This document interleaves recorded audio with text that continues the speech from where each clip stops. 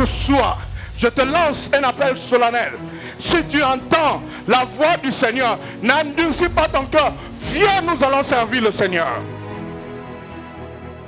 Tu peux être rejeté. Tu as même été peut-être chassé dans ton église, dans ta famille. Viens, nous allons servir le Seigneur.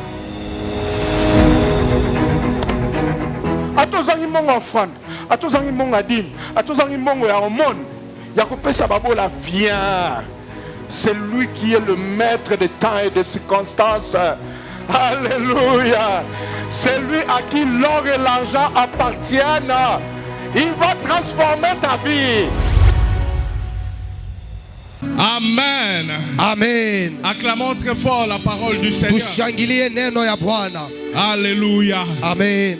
Oui, bien-aimé. Dieu mpendwa. Le ciel est ouvert ce soir. Bingu inakuwa wazi magharibi ya leo. C'est ouvert pour toi. Inafungukiwa juu yako. Je bénis le Seigneur. Nabariki Bwana. Parce que cette semaine, kwa maana hii juma, j'ai reçu des témoignages impossibles. Nilipokea mashuhuda yasiyowezekana. Pour nous, kwa sisi, en passant par le Kamaramba, kuanzia kukamaramba, on croyait que c'était un passage inutile. Tuzandia kama la kwa tu ni njia bure. On croyait que c'était un passage qui n'avait pas d'impact. Tuzandia kama la kwa ni njia na kwa tu bila matokeo. Mais on est surpris. Lakini tunakuwa na kushutushiwa. Des témoignages. Des gens qui ont trouvé du travail. On est surpris d'écouter des témoignages. Des gens qui sont guéris. On est surpris d'écouter des témoignages. Des gens qui ont perdu leur amour. Il y a longtemps. Plus de 3 ans. Plus de 4 ans. Mais parce qu'on est passé là au Kamaramba, la personne a vu celle qu'elle aimait depuis longtemps. Ils se sont retrouvés. Parce qu'on a été là.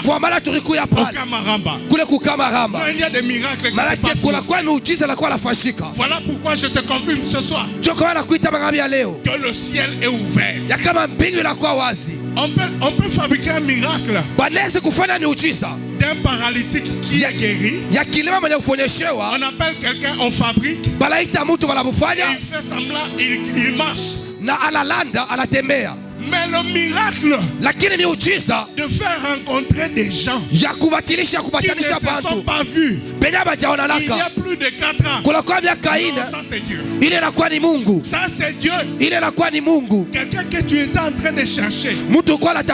Quelqu'un que tu avais aimé et qui a disparu.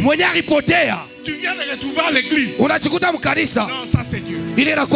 Non, ça on ne peut pas le fabriquer. Ça on ne peut pas le limiter. On ne peut pas limiter. Voilà pourquoi je te confirme ce soir que le ciel est ouvert. Unifungulie mbingu. Bwana anakuwa anafungula mbingu juu yangu na juu yangu mimi. Moi-même j'ai vu les miracles de ce que je dis. Peke yangu nakuwa naishi muujiza bila nakuwa nasema. Peke yangu nakuwa naishi muujiza. Il y avait quelqu'un qui me disait que kuko mtakuwa ananiambia, non, toi tu ne peux pas commencer le ministère. Wewe hawezi kuanza huduma. Quelqu'un qui me disait que ce n'est pas le moment. Mtu akasema haiko wakati. J'ai demandé à Dieu, j'ai prié. Nikaomba kwa Mungu. J'ai prié le vendredi. Nikaomba mkazi tano. J'ai dit à Dieu, nikaambia Mungu, parle à cette personne, sungumuzia na ule mtu de fongolela ngalola, ya unifungulie mbingu, et de moi. Na mie.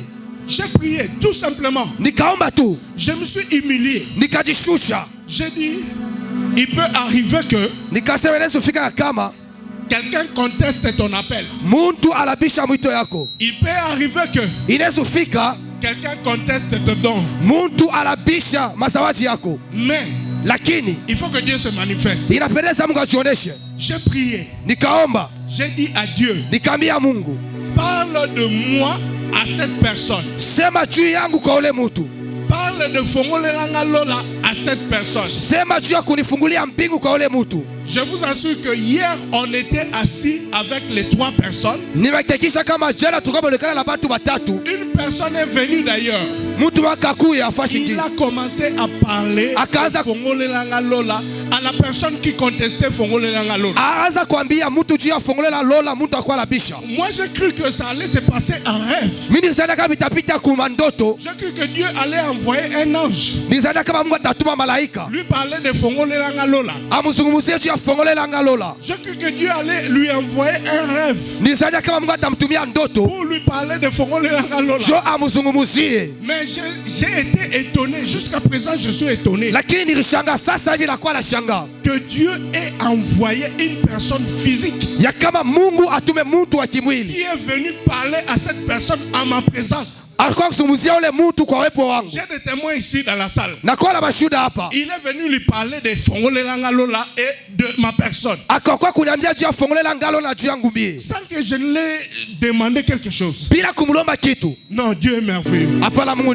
Il y a des choses qu'on peut fabriquer. Il y a des choses qu'on peut imiter. Mais des miracles pareils,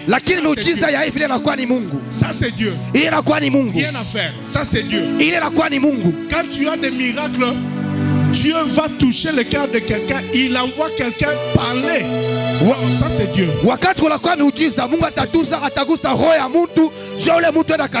Alléluia. Amen. Et je prie que ce soir, le miracle t'atteigne aussi. Je prie que ce soir, tu vives le miracle. Que demain déjà, tu vives ton miracle. Quel que soit le travail que tu es en train de chercher, que tu l'attrapes. Quel que soit ton niveau de chômage, que tu vives le miracle du travail. Ingawa fashi unakuwa una kazi, uishi miujiza ya kazi. Uishi miujiza ya kazi. Uishi miujiza ya kazi. Haleluya. Haleluya. Haleluya. Que tu vives le miracle. Uishi miujiza. Je ne sais pas ce que tu es en train de chercher. Je ne sais pas ce que tu es en train de demander. Tu vas vivre ce miracle. Je le déclare au nom de Jésus. Au nom de Non, ce n'est pas un slogan. Je parle de la part de Dieu. Je parle de la part du Seigneur. Faut que toi aussi tu vives ce miracle. Alléluia. Alors nous continuons avec notre thème de la fois passée. Quel est ton nom? Quel est ton nom?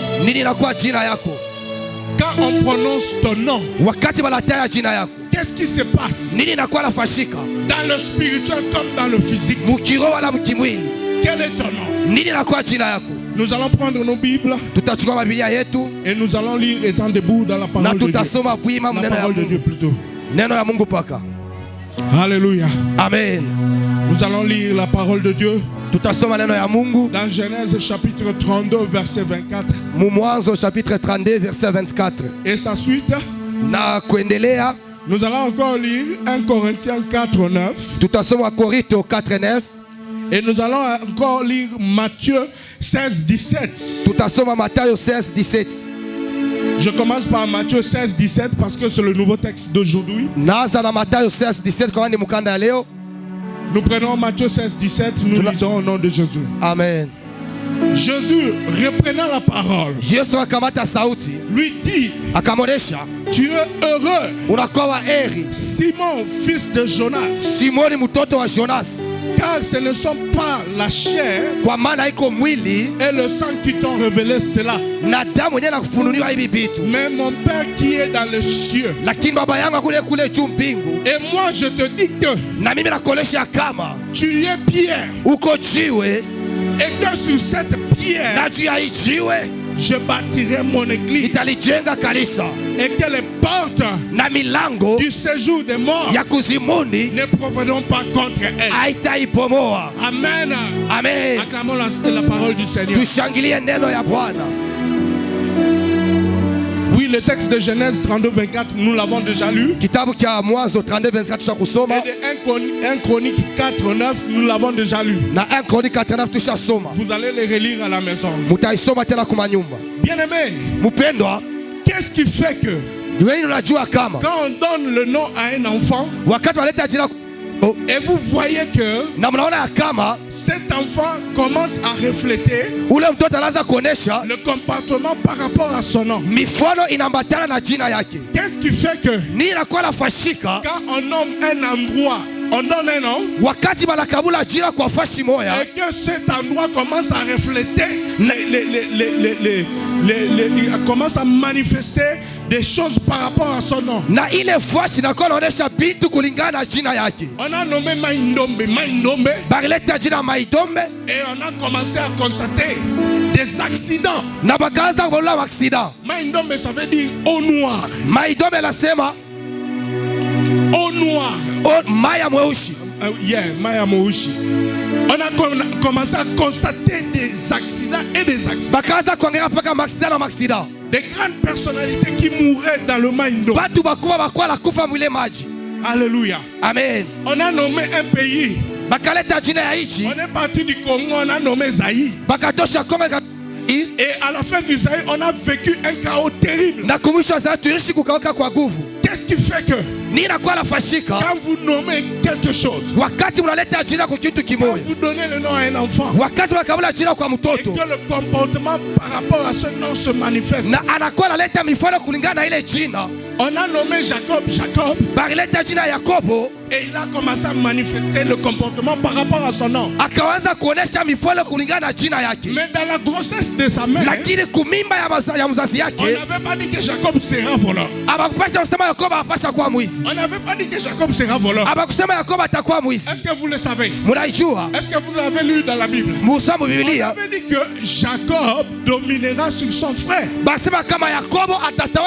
la grossesse de la mère de Jacob, il a été dit à Rebecca que dans ton ventre, il y a deux peuples qui se battent. Le second sera supérieur à l'aîné. Mais on n'a pas dit que le second sera voleur. Et c'était des jumeaux qui étaient nés. Le premier est sorti.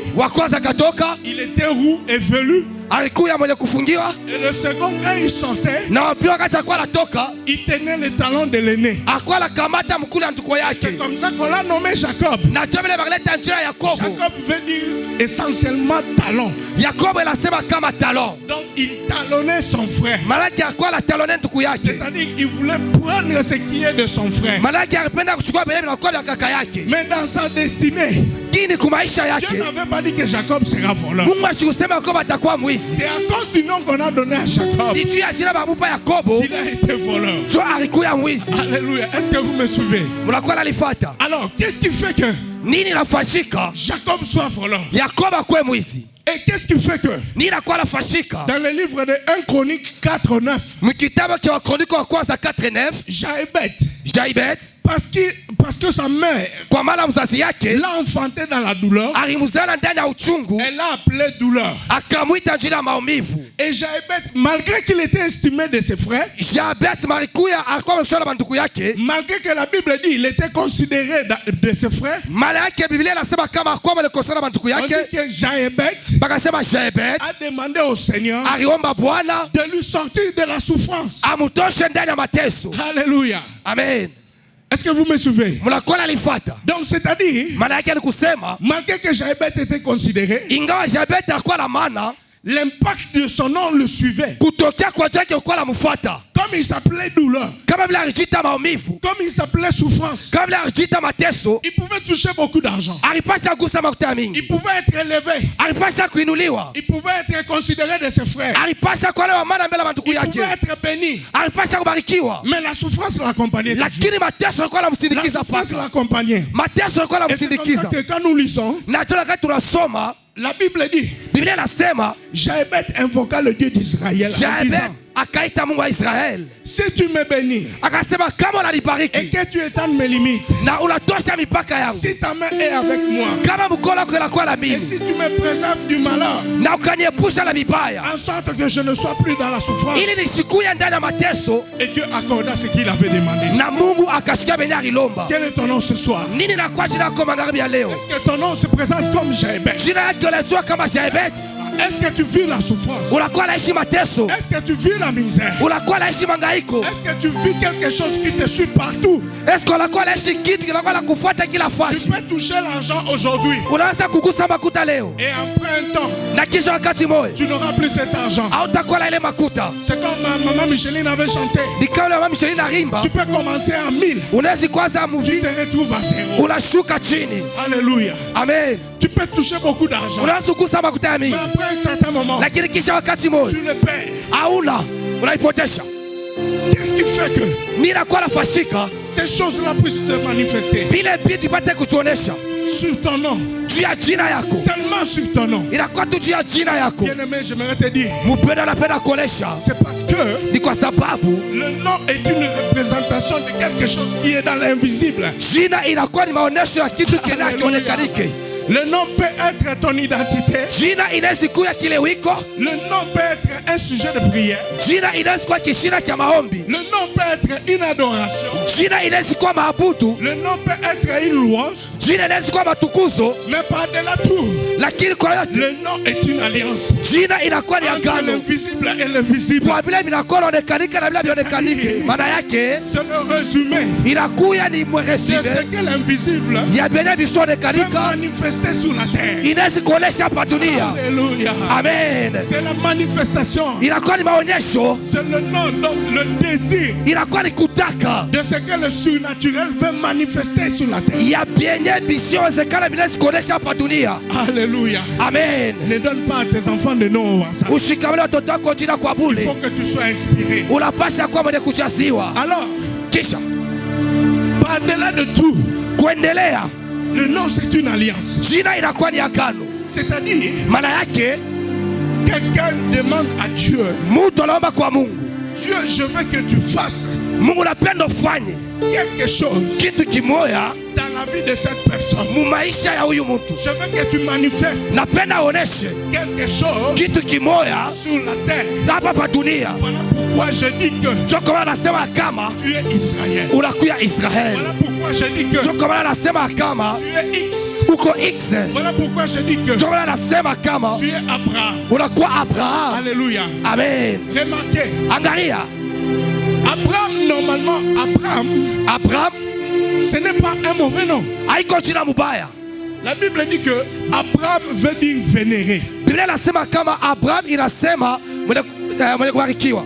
C'est un nom qui manifeste l'honneur, Inakuwa ni jina inakuwa inaonyesha utukufu, qui manifeste la dignité, inakuwa inaonyesha juu qui bukubwa, manifeste la noblesse et la grandeur. inakuwa inaonyesha bunene na buzuri. Mais remarquez que Lakini mwangalia kama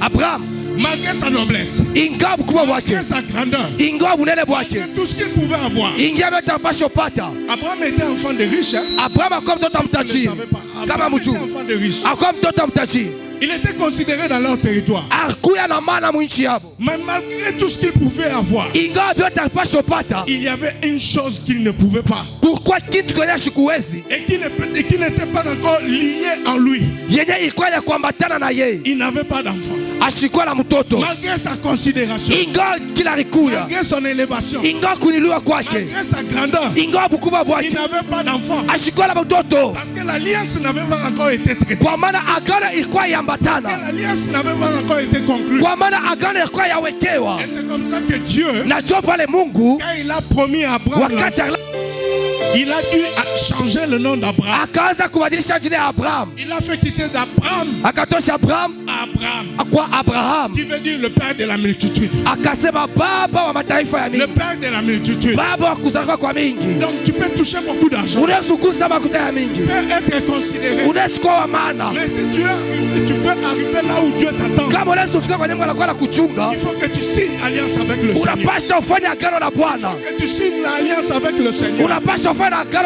Il faut que tu te donnes au Seigneur. Alléluia. Amen. Et ce soir, Dieu m'a dit qu'il veut traiter une nouvelle alliance avec toi. Voilà pourquoi il te pose ta question. Quel est ton nom? Quel est ton nom? On te reconnaît par quel nom? Est-ce qu'on te reconnaît par voleur? Est-ce qu'on te reconnaît par impudique? Est-ce qu'on te reconnaît par menteur? Est-ce qu'on te reconnaît par sorcier? Dieu me dit ce soir, il veut traiter une nouvelle alliance. Regardez, même pour Pierre, on laisse un peu le cas de Sarah. Parce que ça se ressemble au cas d'Abraham. Sarah veut dire princesse.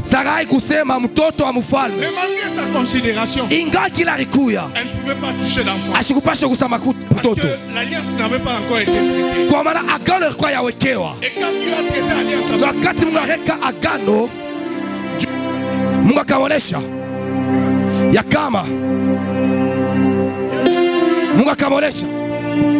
que tu seras mère d'une nation.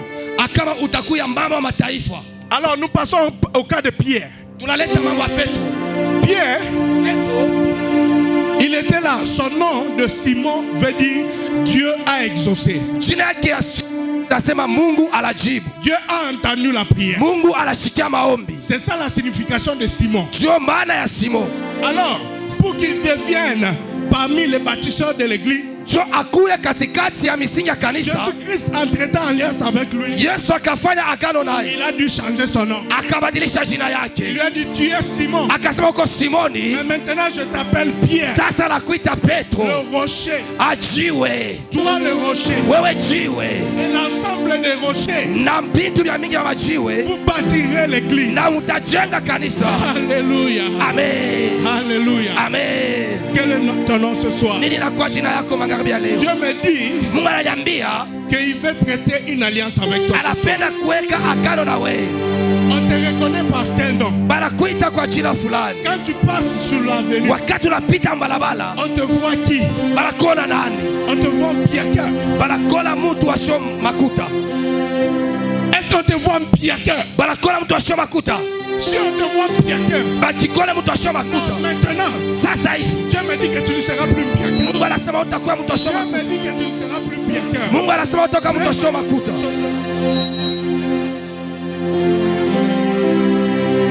Tu ne seras plus Pierre. On va plus t'appeler Pierre. Alléluia. Amen. Non, Dieu veut faire de grandes choses dans ta vie. Dieu veut faire de grandes choses dans ta vie. Il veut changer ton nom. Ton nom dans le physique, peut-être tu ne peux pas le changer. Mais dans le spirituel, ce soir, Dieu veut changer ton nom. Alléluia. Amen. Dieu veut commencer quelque chose dans le spirituel. Et qui aura son impact dans le physique. Alléluia. Amen. Il veut commencer quelque chose dans l'invisible. Et qui aura son impact dans ta vie sociale, dans ta vie financière, dans tes études, dans tout ce que tu fais. Ça aura de l'impact. Ça aura de l'impact. Tu sais pourquoi? Je vais te donner cette parole. Va dans Ephésiens 1. Ephésiens 1:3. La parole de Dieu dit, béni soit Dieu, le Père de notre Seigneur Jésus-Christ, qui nous a bénis de toutes sortes de bénédictions spirituelles dans les lieux célestes en Christ. Bien-aimé, cherche d'abord la bénédiction spirituelle. Et c'est ce que Dieu veut faire ce soir. Et quand cette bénédiction spirituelle sera établie, na wakati ile baraka kiroho itawekewa, quand cette alliance spirituelle sera établie, wakati ile agano itawekewa, réconcilie-toi avec Dieu ce soir. uambatane pamoja na Mungu magharibi ya leo. Réconcilie-toi avec Dieu ce soir. Upatane na Mungu magharibi ya leo. Et voici ce qui arrivera. Na ole kile kitafika. Dans 3 Jean 1:2. Moutrage 3 Jean 1. 3 Jean 1:2. 3 Jean 1:2. La Bible dit, Biblia nasema, bien-aimé, mpendwa, je souhaite que tu prospères à tous égards. napenda uendelee mkila kitu Et sois en bonne santé. na ukuwe mwafya njema Comme prospère l'état de ton âme. kama vile nafsi yako inakuwa inaendelea. Alléluia. Amen. Ce soir, Magharibi ya leo je veux signer Mungu anapenda kuweka un contrat avec toi. mipango na wewe. Il veut signer Anapenda kuweka une nouvelle alliance avec toi. agano jipya na wewe. Une nouvelle alliance avec toi. Agano jipya na wewe. Es-tu prêt Unakuwa à tayari recevoir cette alliance? ya kupokea ile agano? Es-tu prêt Unakuwa à tayari changer de vie? ya kubadilisha, Non pas seulement dans le spirituel, haiko tu kwa kiroho mais aussi dans le physique, na kwa kimwili, mais aussi dans le matériel, hata kwa mais makugusa, aussi dans les finances. hata kwa mafedha. Hey, Haleluya. vous savez, Unajua ces choses ici, quand je les dis, ili vitu wakati nakuwa na bisema, je me rappelle, nakumbuka à un moment donné, wakati moya on était en train de prier, tulikuwa naomba, on était en retraite. tulikuwa ya mretraite mara moya, L'esprit m'a commencé à me révéler. roho ikaanza kunifunulia, J'ai regardé ma vie, nikaangalia maisha yangu, je me suis regardé, nikajiangalia, j'ai commencé à voir que j'étais misérable. nikaanza kuona kama nilikuwa mtu wa mateso, Malgré que j'avais du travail, ingawa nilikuwa na kazi, mais mon travail ne suffisait pas. lakini kazi yangu haikuwa inanisifia. Malgré que j'avais un contrat, Ingawa nilikuwa na makontra, mais mon contrat ne me suffisait pas. lakini kontra ilikuwa inaenea. J'ai regardé à côté de moi. Nikaangalia pembeni yangu, J'ai vu un frère qui était prospère. nikaona frère wangu anaendelea mbele, Et le Saint-Esprit a commencé à me parler. na Roho Mtakatifu akaanza kunizungumzia. Lui, tu le vois, Yo nakuwa namona c'est parce qu'il a reçu la bénédiction de ses enseignants. ni kwa maana alipokea baraka ya mwalimu Vous, yake. dans votre école, Mwaya kwa masomo yenu on vous avait maudit. bari milani, On vous avait maudit. bari milani. Et alors, j'ai commencé à prier. Nikaanza komba, J'ai d'abord commencé à condamner cette vie. nikaanza kuhukumu ile laana, J'ai d'abord commencé à condamner cette vie. nikaanza kuhukumu ile maisha, Et après avoir fini de condamner, na de prier, kisha kuisha kuhukumu, j'ai appelé l'un de nos professeurs. nikaita mmoja wa mwalimu yetu, Celui qui croyait, celui qui priait. yule alikuwa naomba. Je lui ai dit, voici ce que l'Esprit m'a révélé. Nikasema ona benye roho inanifununia, Et il a prié pour moi. akaniombea, Et je vous assure que na nihakikisha kama les années qui ont suivi, miaka j'ai iliyofuata vu un changement. nikaona mabadiliko, Mais un changement. nikaona Dieu a mabadiliko. commencé à me faciliter toutes Mungu choses. akaanza kufanya vitu vinakuwa Des wepesi, choses que je pouvais demander pendant longtemps. vitu nipasha naomba wakati mrefu.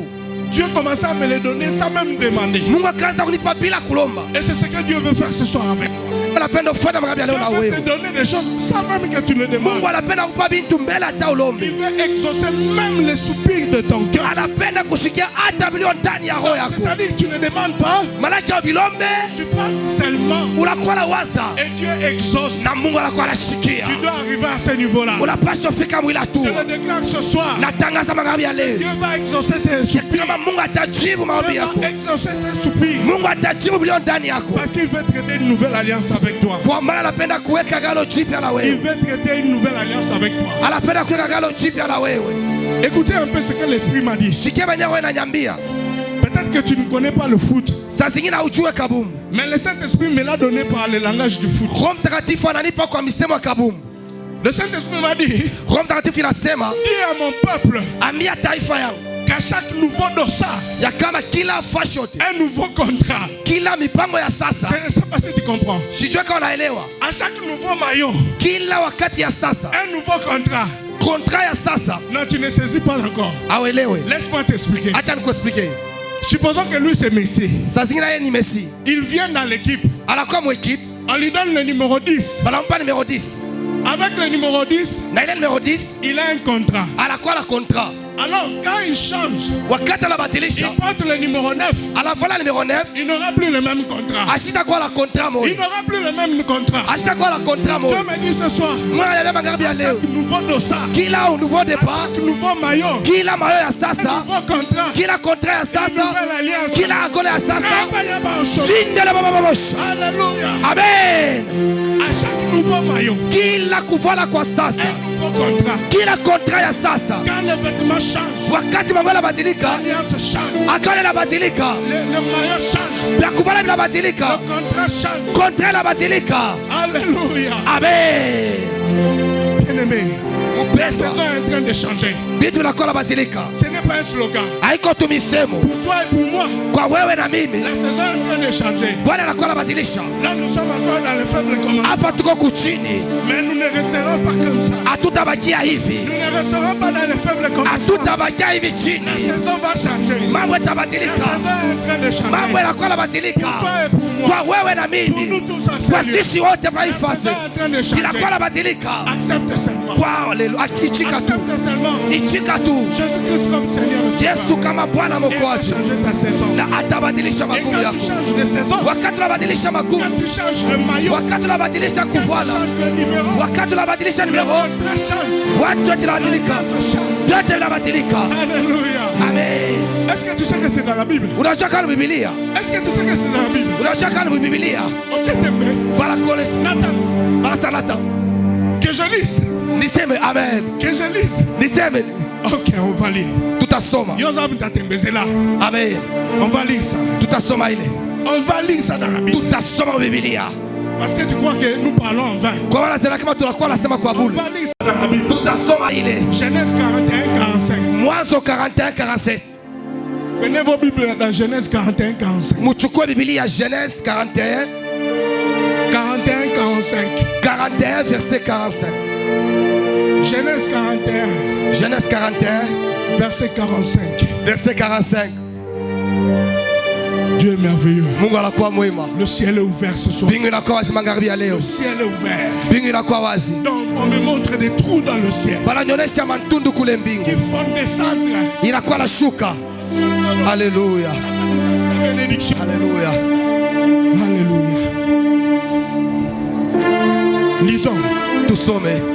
Pharaon appela Joseph du nom de Sapnat Paneach Yakobo akamwita Yusufu kujina. et lui donna pour femme Asnat, Akampa mke kama vile Asnat, fille de Potiphera, mtoto wa Potifa. prêtre d'On.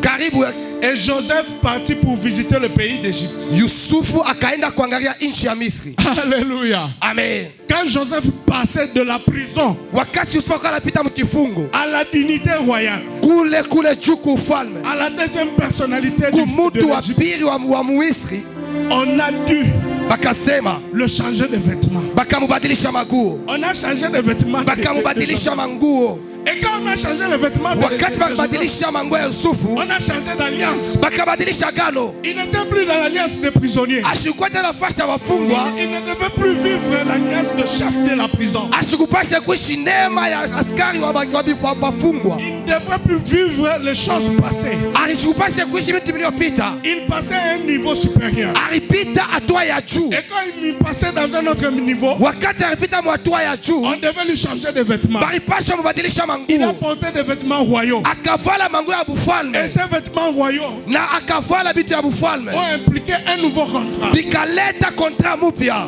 Le pharaon Wa Farao a pris son anneau. akabeba kikomo kyake, Anneau, anneau. akabeba ile alliance yake. Dans l'ancien temps, Kwa agano la kale on signait le contrat par l'anneau. walikuwa naweka kontra na bagi ya kukiloni. C'est-à-dire quand quelqu'un te passe son anneau, Wakati mtu anakupa ile bagi mikono, ça veut dire qu'il signe un contrat avec toi. malaki anaweka kontra na wewe. Et souvent, Na mara mingi on prenait cet anneau-là, bakwa leta ile kikomo, ça faisait signe de cachet. ilikuya ni alama ya kashe. On met ici sur le papier hapa pa papier, et le chef impose son doigt na ule chef anaweka mkono yake avec son anneau na ile kikomo yake, qui est signe de la signature du contrat. inakuya alama ya signature ya Et contrat. quand le pharaon a tout donné, a donné l'anneau à Joseph, Wakati Farao akabula kikomo kwa Yusufu, ça veut dire qu'il a signé l'alliance avec Joseph. manake aliweka agano la Yusufu, Ça veut dire qu'il lui a donné une nouvelle alliance. manake alimupa agano jipya. Il ne va plus vivre les choses passées. Asitaishi vitu Il ne vilivyopita, va plus vivre la misère de la prison. asitaishi mateso ya Il ne mkifungo, va plus vivre les souffrances de la prison. asitaishi mateso ya mkifungo. Mais maintenant, il devrait vivre Alipasha kuishi la gloire de l'Égypte. utukufu wa Misri. Voilà Haleluya. pourquoi Ndio kwa maana changé de nom. Voilà pourquoi on lui a changé de nom. On lui a changé de nom. On n'a même pas fait cas de son nom hébreu. De Joseph, il est devenu Satnat Paléach. Ça veut dire quoi dans d'autres termes? Le sauveur du monde. Ou le révélateur des secrets. Alléluia. Amen. À chaque changement de maillot, chaque changement de numéro, chaque changement un nouveau nom, un nouveau contrat. Ce soir, Dieu veut signer un contrat. Dieu veut signer un nouveau nom avec toi. Quel est ton nom ce soir? Dieu veut te donner un nouveau nom. Quand tu vas marcher sur la route, on ne va plus te voir un misérable. On ne va plus te voir un méprisable. On ne va plus te voir un massiquin. Un pauvre. Même si les choses ne se sont pas encore accomplies. Mais à partir de maintenant, laisse-moi te dire, lève la tête. Lève la tête. Parce que le Seigneur est fidèle. Parce que le Seigneur est fidèle. Lève la tête.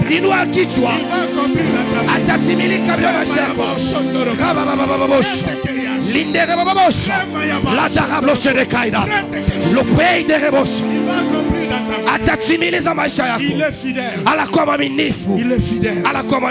Quel est ton nom ce soir? Quel est ton nom? Alléluia. Amen. Bien-aimé, Dieu nous met en garde. Écoutez ce que le Saint-Esprit dit.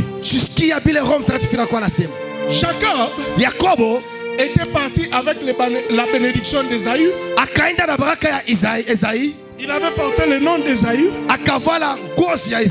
Il avait porté la peau d'Ésaü pour prendre la bénédiction d'Ésaü. Mais il avait oublié que la bénédiction d'Ésaü s'accompagnait aussi avec certaines souffrances qui étaient liées à Ésaü. Ça s'accompagnait avec des épreuves qui étaient liées à Ésaü. Ça s'accompagnait avec des persécutions qui étaient liées à Ésaü. Et c'est comme ça que vous voyez Jacob, quand il arriva chez Laban, il a vécu la souffrance. Lui-même, il a été roulé 2 fois. Lui qui avait roulé, il a été en même temps roulé. Bien-aimé, ce soir, Dieu me dit de t'avertir. N'envie pas la bénédiction d'autrui. N'envie pas la bénédiction d'autrui. Quand tu vois quelqu'un rouler carrosse, quand tu vois quelqu'un bien s'habiller, ne l'envie pas. Il y a aussi ta part. Parce que tu ne sais pas par quel chemin il est passé. Alléluia. Amen. Tu ne sais pas par quel chemin il est passé. Tu ne sais pas quelles sont les souffrances qui sont liées à sa bénédiction. Tu ne sais pas quelles sont les persécutions qui sont liées à sa bénédiction. Toi, tu le vois seulement grand prêtre. Mais tu ne sais pas que derrière ça, on est en train de le publier dans les sottises que lui-même il n'a pas commis. On les cite dans les choses qu'il n'a même pas commis. Est-ce que toi tu seras supporté? Est-ce que toi tu seras supporté? Tu veux porter sa bénédiction. Tu veux être comme lui. Tu veux vivre comme lui. Est-ce que tu seras supporté les souffrances qu'il a connues? Est-ce que tu seras supporté la misère qu'il a connue? Est-ce que tu seras supporté la persécution qui est liée par rapport à cette bénédiction? Bien-aimé, nous devons faire attention. Tu veux porter le nom de quelqu'un. Tu veux porter la bénédiction de quelqu'un. Unapenda kuwa baraka ya mtu mwingine. Comme Jacob a porté la bénédiction d'Esaïe. Kama vile Yakobo alivua la baraka ya Esaïe. Mais il ne savait pas que Lakini asikujua kama après cette bénédiction, kisha ile baraka il y avait des choses qui étaient attachées à cette bénédiction. kukuwa bidi bende kuambatana kwa ile baraka. Il y avait une souffrance qui était attachée à ça. Kukuwa mateso yalikuwa yenye kuambatana. Et il avait oublié. Na lisau. Et peut-être qu'on ne lui avait pas dit. Sasa zingine bakuboneshe. Par sa maman. Kwa mama yake. Que lui aussi. Ya kama yeye naye. Il avait une autre bénédiction. Alikuwa na baraka Qui ingine. était même plus supérieure. Ilikuwa juu. À la bénédiction qu'aurait Esaïe. Kubaraka yenye Esaïe alikuwa nayo. Parce que quand il était. Wakati alikuya. Dans le ventre de sa maman. Mutumbo ya mama yake. Et sa maman s'est lassée d'avoir une grossesse. Mama yake akaangalia kwa la mimba. Elle avait beaucoup de douleurs dans le ventre. Akola maumivu ya mingi mtumbo. Elle a dit. Akasema. Si c'est seulement comme ça qu'il faut avoir la grossesse. Kama tu ni hivyo unapaswa kwa la mimba. Je n'aurais plus de grossesse. Sipende tena mimba. Et Dieu s'est révélé à sa maman. Na Mungu akajifunua kwa mama yake. Il lui a dit. Akamonesha. Dans ton ventre là. Mule mtumbo yako. Il y a deux peuples qui se battent. Kuna kwa mataifa mbili na kwa napigana. Le second. Wa mbili sera supérieur à l'aîné. Atakuwa juu kwa utawala. Donc la bénédiction de Jacob malaki baraka ya Yakobo était supérieure à la bénédiction d'Esaïe. Ilikuwa juu kwa baraka ya Isaya. Alléluia. Amen. Est-ce que tu me suis? Unakuwa nalifata. Donc Jacob malaki Yakobo n'avait pas apporté la bénédiction d'Esaïe. Ashikuwa ya kuvala la baraka ya Isaya. Bien que ce soit le chemin par lequel Dieu soit passé. Ingawa ni njia ya Mungu aliyopitishwa. Acclame très fort la parole. Shangilia kabisa neno ya Bwana. Donc ce soir, Dieu veut traiter une alliance avec toi. Il veut traiter une alliance avec toi. N'as vu pas ceux qui sont en train de régner. Tu ne sais pas par quel chemin ils sont passés. Ta bénédiction est plus grande. Je te dis que ta bénédiction est plus grande. Je ne sais pas quelle est ta bénédiction. Je ne sais pas qu'est-ce que le Seigneur te réserve. Mais le Seigneur m'a dit de t'informer qu'il veut traiter alliance avec toi. Qu'il veut te donner un nouveau nom. Un nom dans le spirituel qui va influencer ta vie. Ça va influencer ta vie sociale. Ça va influencer ta vie matérielle. Ça va influencer tes finances. Ça va influencer ta famille. Alléluia. Tu seras appelé grand prêtre. Tu seras appelé grand prêtre. Dans ta famille. Je ne sais pas, je parle à qui. Je ne sais pas, je parle à qui. Tu seras appelé grand prêtre. Dans ta famille. Ne regarde pas ce que tu vis pour l'instant. Ne regarde pas les souffrances du temps présent. La Bible dit les souffrances du temps présent ne sont pas à comparer à la gloire à venir. Alléluia. Amen. Non, ne lâche pas prise. Ne vends pas ton corps. Ne vis pas dans le péché. Ne vis pas dans le péché. Parce que le Seigneur est là. Il veut te donner un nouveau nom. Il veut traiter une nouvelle alliance. Il veut te donner de nouveaux vêtements. Un nouveau nom. Un nouveau nom. N'envie pas les noms d'autrui. N'envie pas les bénédictions d'autrui. Regarde ce que Marc 10, 29. Nous arrêtons par là. Marc 10, 29 dit ceci. Marc 10, 29. Il dit. Jésus répondit.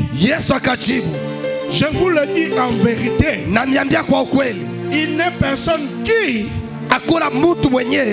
ayant quitté à cause de moi et à cause de la bonne nouvelle sa maison ou ses frères ou ses soeurs ou sa mère ou son père ou ses enfants ou ses terres ne reçoivent au centuple présentement dans le siècle présent des maisons, des frères, des sœurs, des mères, des enfants et des terres avec des persécutions. Et dans le siècle à venir, la vie éternelle. Le texte est peut-être confus. Je te résume le texte. Au fait, Jésus-Christ dit, si tu quittes ton père, ta mère, tes frères, tes sœurs, tu quittes ta famille, tu quittes ton héritage à cause de son nom, il va te donner ce que tu as quitté là. Il va te donner ce que tu as perdu là, multiplié par 100 dans le siècle présent. Et ce qu'il va te donner là est accompagné de sa persécution. On peut te haïr, on peut te vilipender, on peut te lancer des pierres à cause de ta bénédiction.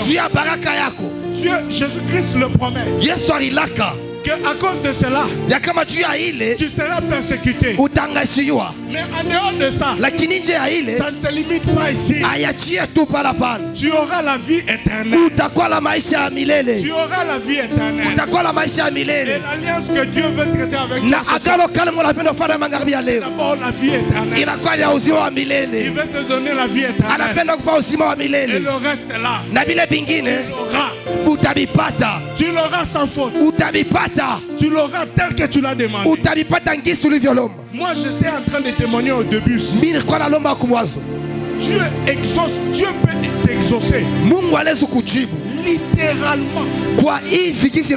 Tel que tu as demandé. Tel que tu as cité dans ta prière. Dieu est capable de te donner ça tel que tu as demandé. Il ne te prive pas de ça. Il ne te prive pas du bonheur. Mais il te demande seulement d'abandonner d'abord ce qui est abandonné. Et il va traiter alliance avec toi. Il va te donner un nom nouveau. Il va te donner une nouvelle alliance. Il va traiter une nouvelle alliance avec toi. Et au-delà de tout cela, tu auras la vie éternelle. Tu auras la vie éternelle. Paul dit, si c'est seulement pour les choses du temps présent, nous espérons, nous sommes les plus malheureux. Si tu viens seulement à l'église pour recevoir le mariage, les voitures, les maisons, les villes, tu es le plus malheureux. Parce que même les païens en reçoivent. Même les païens les trouvent. Ça même passé par la prière. Mais ce qui intéresse Dieu en toi, c'est que ton âme soit sauvée. C'est que tu sois sauvé. Par-dessus tout, Dieu cherche ton âme. Quelle alliance avec toi? Quel est ton nom ce soir? Ton nom aussi, ton nom était Jacob. Aujourd'hui ton nom est Israël. Tu as lutté avec Dieu et tu as vaincu. C'est ça la signification d'Israël. Laisse-moi continuer un peu seulement. Tu sais quand l'ange a frappé. Quand l'ange a frappé Jacob ici, c'est la préfiguration de la croix. Pour dire que le combat est différé. On l'a déhanché. Donc le combat est différé. Jésus-Christ a déjà vaincu pour toi. Il a déjà lutté tous les combats. Il a déjà vaincu toutes tes souffrances. Il a déjà combattu pour toi. Toi, tu dois seulement venir à lui. L'accepter. Et tu vas vivre la victoire. Tu vas vivre la victoire sur la souffrance, sur la misère, sur le malédiction. Le combat est en différé. Jésus-Christ a vaincu. Et Jacob, Israël, tu as lutté avec Dieu. Et tu as été vainqueur. Ce soir, toutes tes prières sont exaucées. Quand tu as la victoire sur Dieu, ça veut dire que toutes tes prières sont exaucées. Toutes tes prières sont exaucées. Lève-toi, lève-toi. Hallelujah.